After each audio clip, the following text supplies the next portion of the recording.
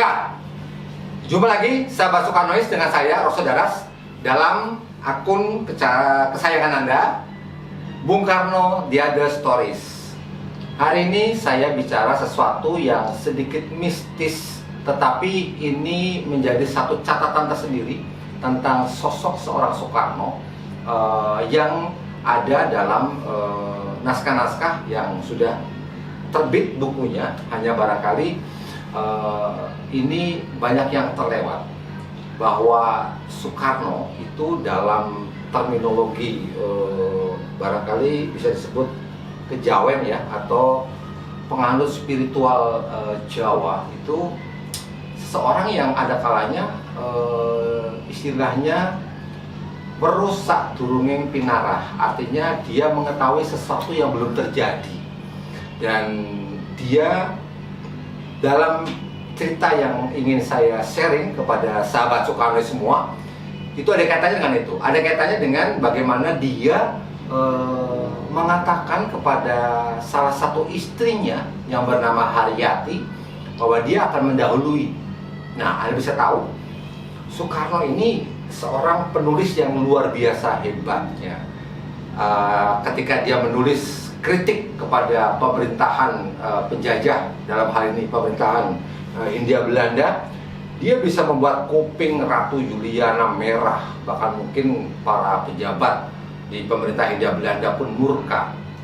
Ketika dia menulis orasi tentang atau naskah-naskah di artikel-artikel yang dia publikasikan berbagai media seperti Sule Indonesia atau di beberapa tulisan di media nasionalis yang pernah dia terbitkan, itu mampu membagikan gelora dan semangat juang dari para rakyat Indonesia.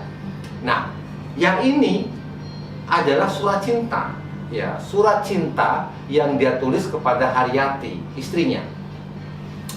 Cukup menarik karena isinya ini sangat dalam menurut saya, sangat dalam, tetapi juga sekaligus ada rasa mengharu biru, cukup menyedot emosi bagi siapapun yang membaca, terlebih kalau kita memaknainya sambil membayangkan situasi yang terjadi pada saat itu. Nah, tersebutlah Bung Karno itu menulis surat kepada salah satu istrinya yang bernama Haryati. Jadi Haryati ini dulu dia penari di istana, seorang penari yang sangat lemah gemulai, yang sangat Bung Karno kagumi, dan akhirnya Bung Karno jatuh cinta dan memberi istri Haryati.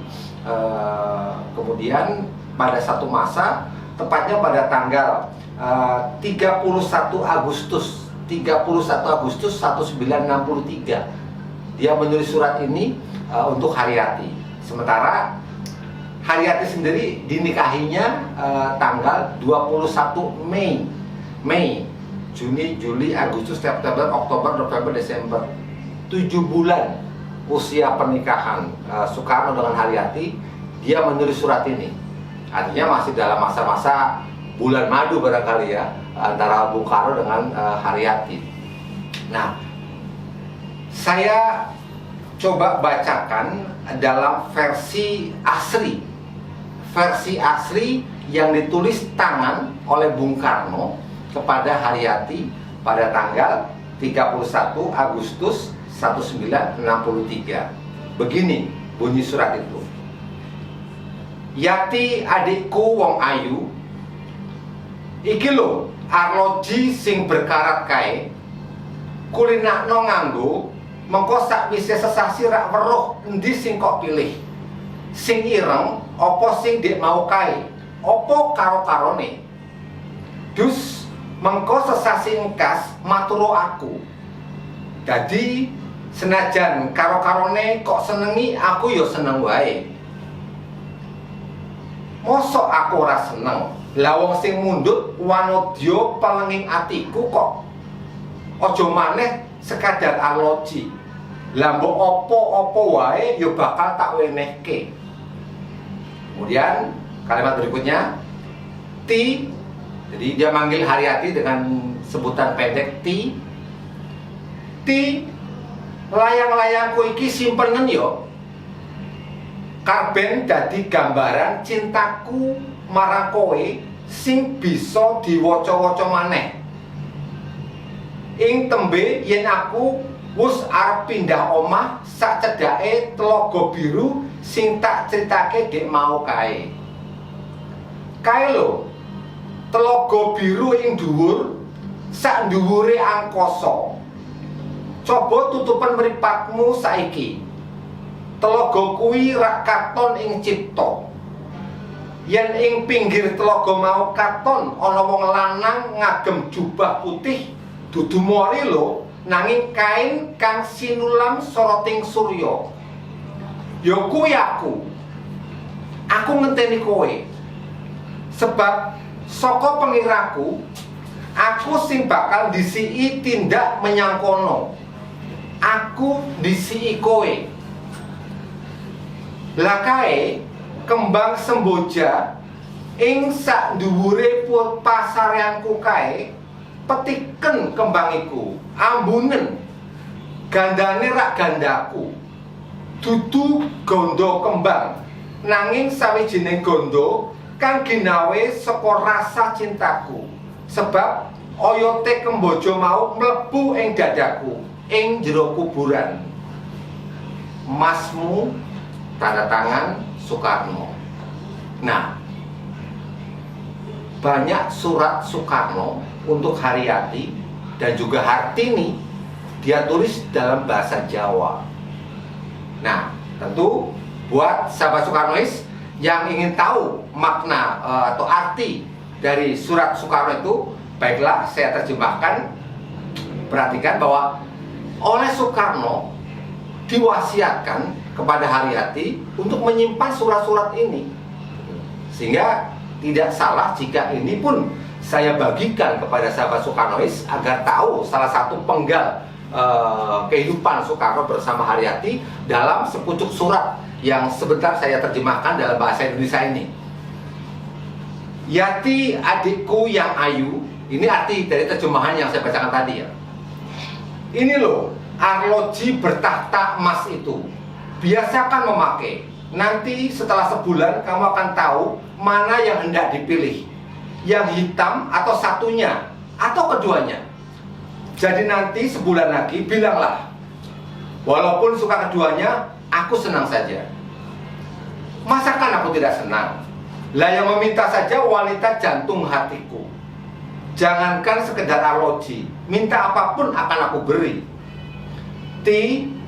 Surat-suratku ini tolong disimpan ya, supaya menjadi gambaran cintaku padamu, yang bisa dibaca-baca lagi atau kita baca bersama-sama pada suatu saat nanti. Kala aku mau pindah rumah di dekat Telaga Biru yang saya ceritakan ketika itu. Itu loh, telaga di atasnya angkasa. Coba pejamkan matamu sekarang, maka kau akan bisa membayangkan telaga itu. Kalau di tepian telaga tadi tampak lelaki berjubah putih, bukan kain kafan loh, tetapi kain yang bersulamkan pancaran sinar matahari, yaitu aku. Aku menunggumu. Sebab dari perkiraanku, aku yang bakal mendahului pergi ke sana. Aku mendahuluimu.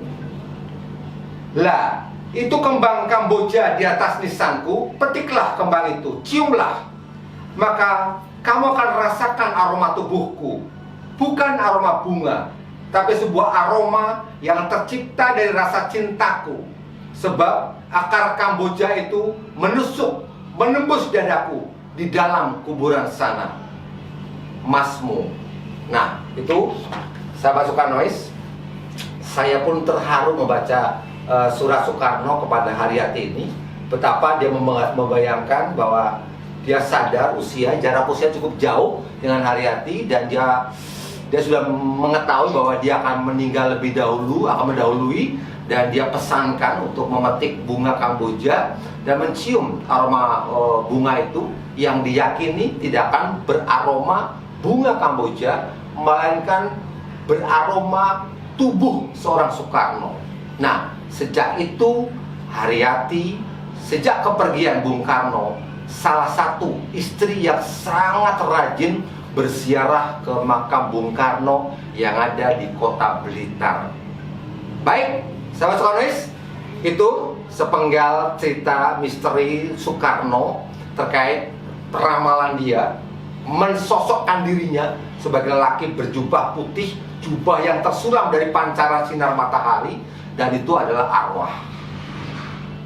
Baik, sahabat Soekarnois, sampai ketemu lagi pada episode Bung Karno The Other Stories yang berikutnya. Jangan lupa untuk selalu menunggu konten-konten yang saya sharing untuk Anda sebagai satu proses belajar bersama tentang salah satu anak bangsa yang pernah menjadi pemimpin kita sebagai presiden pertama Republik Indonesia. Terima kasih, salam, sampai jumpa.